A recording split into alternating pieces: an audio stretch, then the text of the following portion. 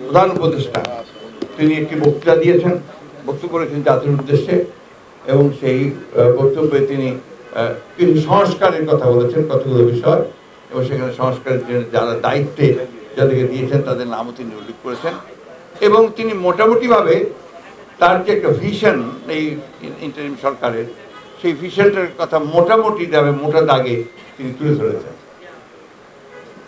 এখানে আমি মনে করি যে আমরা সংস্কারের কথা সবাই বলেছি, সংস্কার প্রয়োজন সেটা আমরা বলেছি, কারণ গণতন্ত্রকে একেবারে ধ্বংস করে ফেলেছিল, এবং সেই ক্ষেত্রে অতি দ্রুত যেন এই সংস্কারের কাজগুলো শেষ করা হয়।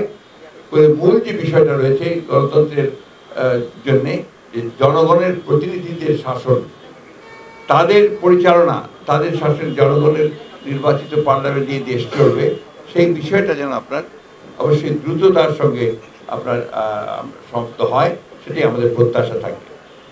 আমরা এই ইন্টারিম গভর্নমেন্টের সাফল্য কামনা করি, কারণ এই ইন্টারিম গভর্নমেন্ট আন্দোলনের মধ্য দিয়ে এসছে। আমরা আশা করব যে তারা জনগণের আশা আকাঙ্ক্ষার প্রতিফলন তারা ঘটাবে। একটি কথা আমাদের খুব স্পষ্টভাবে বলা প্রয়োজন, গণতন্ত্রের কোনো বিকল্প নেই। গণতন্ত্রই হচ্ছে একমাত্র সিস্টেম, ব্যবস্থা, যা জনগণের আশা আকাঙ্ক্ষার প্রতিফলন ঘটাতে পারে।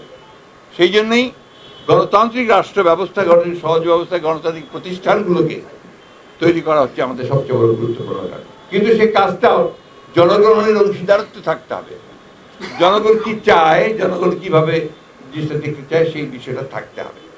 আমরা আশা করব যে বর্তমান যে ইন্টারিম গভর্নমেন্ট আছে তারা সেটা উপলব্ধি করবেন, তাদেরকে যাদেরকে দায়িত্ব দেওয়া আছে তারা তাদের দায়িত্ব অত্যন্ত সুচারুভাবে পালন করবার চেষ্টা করবেন, এবং জনগণ যেন উপকৃত হয় সেই প্রত্যাশাই আমাদের থাকবে।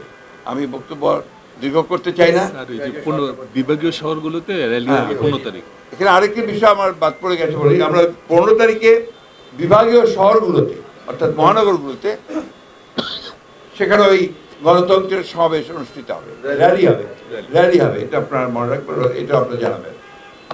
প্রত্যেকটি বিভাগীয় শহরে, মহানগরে গণতন্ত্রের র্যালি, আন্তর্জাতিক গণতন্ত্র দিবসে র্যালি অনুষ্ঠিত হবে। এটা বিএনপির উদ্যোগে হবে, বিএনপি করবে।